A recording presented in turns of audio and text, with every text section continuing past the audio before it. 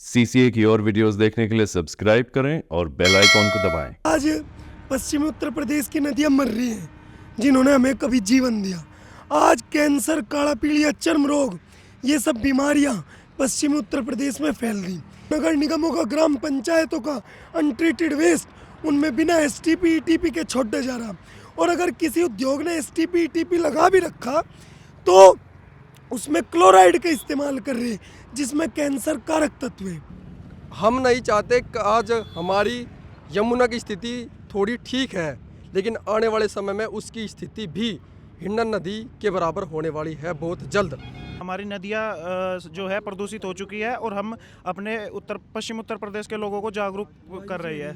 वायु जहरीली हो चुकी है, प्रदूषण हो चुकी है और मृदा भी हमारी प्रदूषित हो चुकी है। जो 30 साल पहले इस हिंडन में पानी पिया जाता था, पशुओं को पानी पिलाया जाता था, अगर उस समय ये आवाज़ उठ जाती तो आज ये दिन ना देखने पड़ते हमारे उस पश्चिम उत्तर प्रदेश को। जात धर्म भुला करके स्वास्थ्य पे आ जाओ, अपने प्रतिनिधियों से पूछो कि भाई आप बोल क्यों नहीं रहे, हमें आज तक एम्स, कैंसर, पीजीआई हॉस्पिटल क्यों नहीं दिया। हमारी यात्रा दिल्ली जा रही है संबंधित मंत्रियों के पास, लेकिन मैं अपने पश्चिम उत्तर प्रदेश के लिए यात्रा निकाल रहा हूँ कि हमारा पश्चिम उत्तर प्रदेश जागृत हो। आरडीएफ की जगह जो आप ये कूड़ा जला रहे, आप इसे बंद करें, तत्काल में बंद करें। हम दिल्ली का कूड़ा कचरा नहीं जलाने देंगे अपने क्षेत्र में।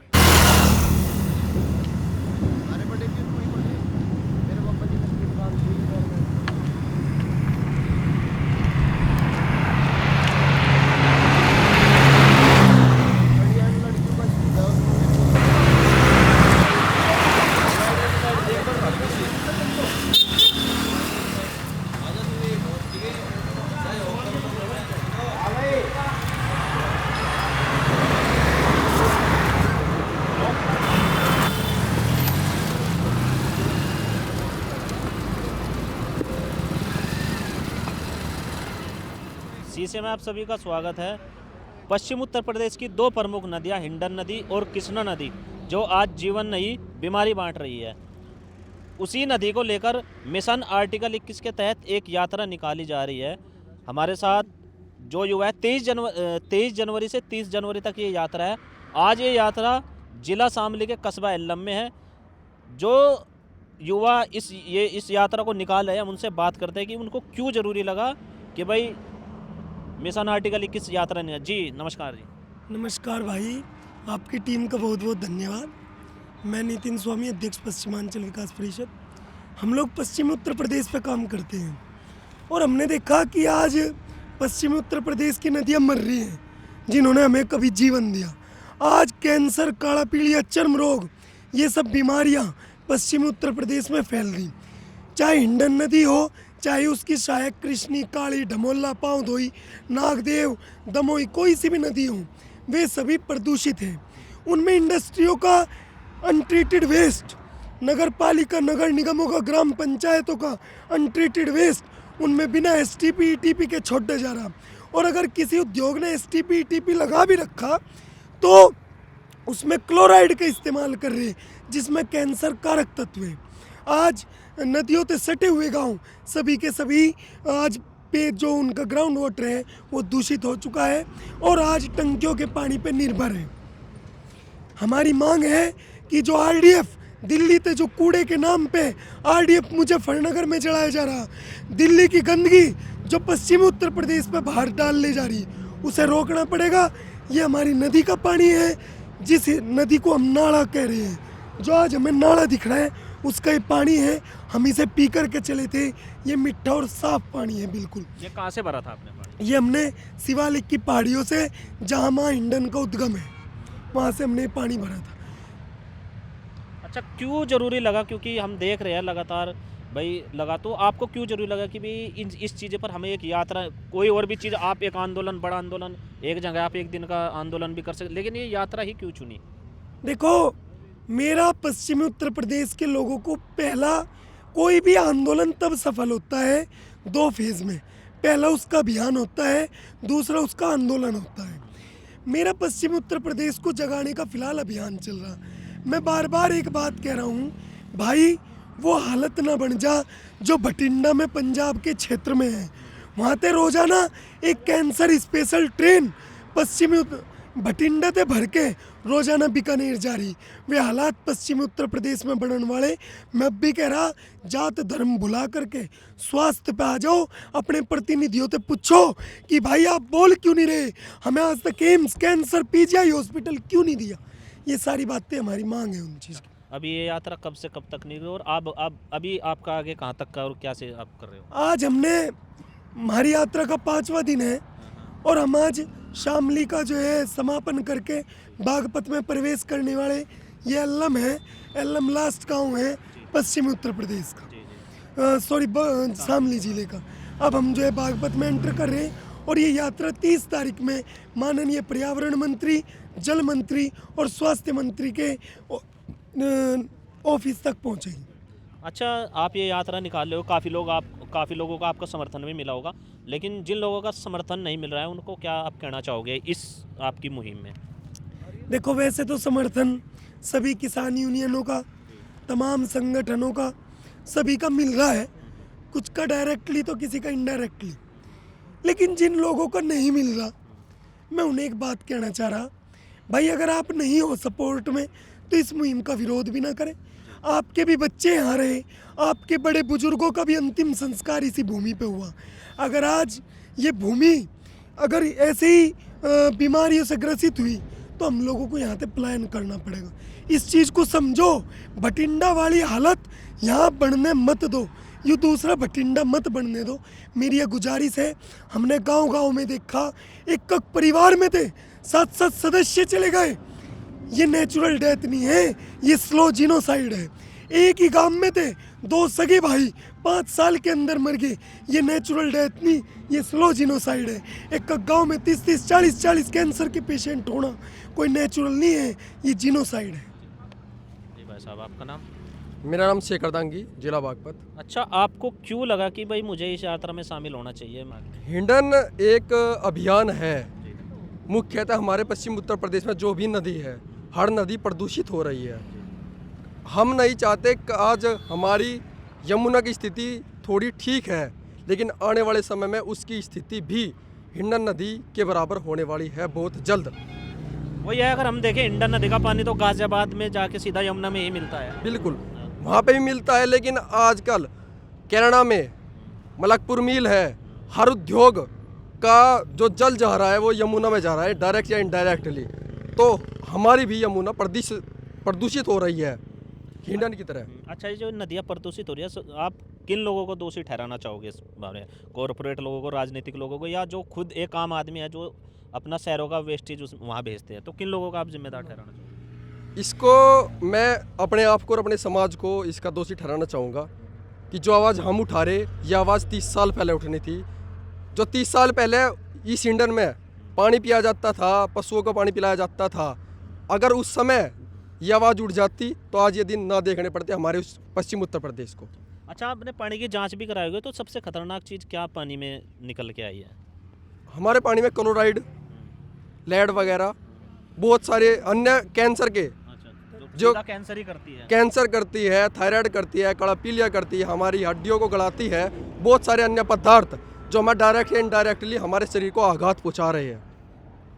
इस यात्रा से आपको क्या उम्मीद है, क्या बदलाव आएगा इस यात्रा? जो आप जो है आज चौथा दिन है आपको, पाँचवा दिन है, आगे 3 दिन और चलना है, तो आपको क्या उम्मीद है कि ये यात्रा समाप्त होने के बाद हमारा ये योगदान, मतलब ये असर पड़ेगा?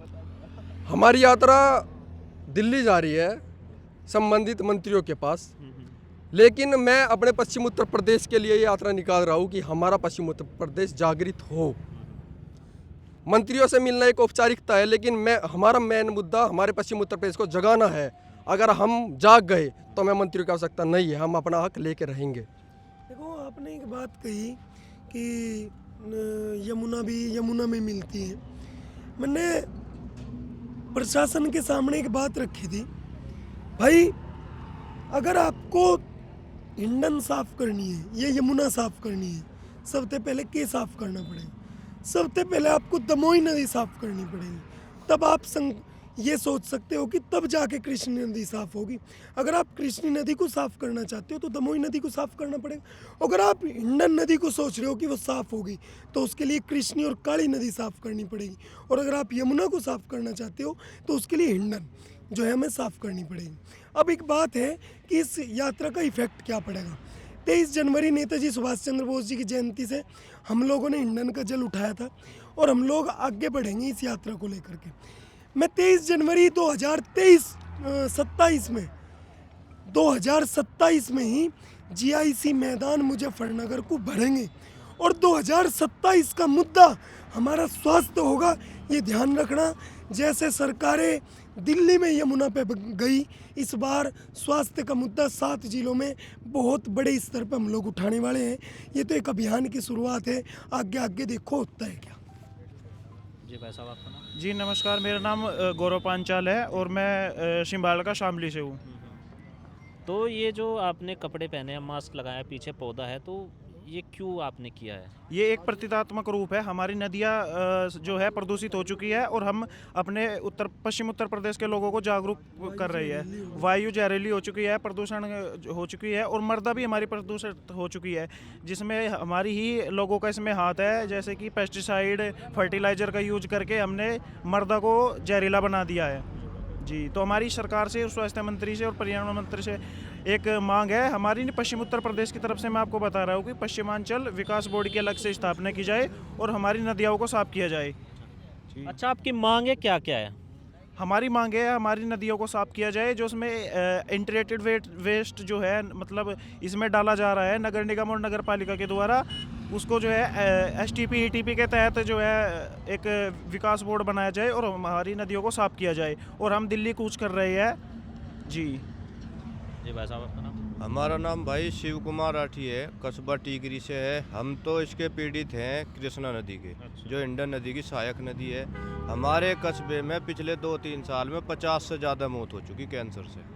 इतना टीकरी में? बुरा हाल है। असारा में, टीकरी में, कंडेरा में, जिला बागपत के ये गांव पड़ते हैं। गांगनोली भी है? गांगनोली भी है। और उधर हिंडन में मूलसम हुआ, बाणगंगा हुआ और मिलाना हुआ, ये भी सब ग्रसित गांव है। बरनावा आदि पूरा महादेव के मंदिर पर लिखा हुआ है कि इस नदी के पास भी जाना मना है।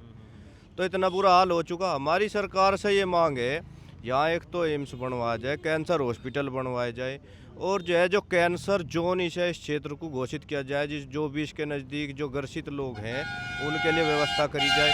और मुझे पूरी उम्मीद है, हम जल्द कदम पे है बागपत ज़िले से, कि बागपत के जनप्रतिनिधि जो पूर्व में भी रह चुके हैं और वर्तमान में भी है, वे हमारा समर्थन करेंगे। वे जो है इस चीज़ को जानते हैं, समझते हैं, उनके पास रोज़ाना अब इनपुट भी जाते हैं। रोज़ मौत होती है, क्योंकि पिछले दिनों बूढ़पर में स्टेट के राज्य मंत्री भी आए थे, जब यहाँ पे 15 दिन के अंदर 13 मौत हो गई थी। और अगर वे समर्थन नहीं करते, ये बहुत बुरी स्थिति है। मुझे जब प्रदेश सरकार से उम्मीद बहुत कम हो गई, तब हमने दिल्ली कूच का ये निर्णय लिया कि केंद्र सरकार इसमें दखल दे और यहाँ एम्स की और कैंसर हॉस्पिटल की स्थापना करे और इसे कैंसर जोन घोषित करे। अच्छा नितिन भाई, मेरा आखिरी सवाल है, नामी गंगे के नाम से बहुत सारे प्रोजेक्ट चलते हैं कि भाई हम इसको साफ करेंगे, लेकिन जो ये एक जीवन रेखा है देहात के लोग जहाँ खेती भी होती है, तो उन पर क्यों नहीं ध्यान दिया जा रहा? देखो, गंगा हमारी माँ हो सके, यमुना हमारी माँ है, लेकिन जो सबसे सगी माँ है वह सगी माँ तो हिंडन कृष्णी काली है ने, जिसने हमारे बड़े बुजुर्गों की प्यास बुझाई, हमारे खेतों की सिंचाई करी। आज 12 के 12 महीने अगर ये क्षेत्र हरा भरा है तो इन नदियों की वजह से है। तो सबसे पहले हमारी माँ है हिंडन कृष्णी काली, नाग देवी, डमोला। इन्हें हमें बचाने का प्रयास करना। सरकार ने अपने अपने स्तर से भाई गंगा के लिए फंड एराइज करा और जो है यमुना के लिए करा, अन्य नदियों के लिए किया, लेकिन आज तक हिंडन के लिए वो चीज़ें क्यों नहीं करी कि हम हिंडन महोत्सव करें, हम लोग हिंडन के लिए कोई ऐसा ग्रांट दें ताकि ये साफ हो सके।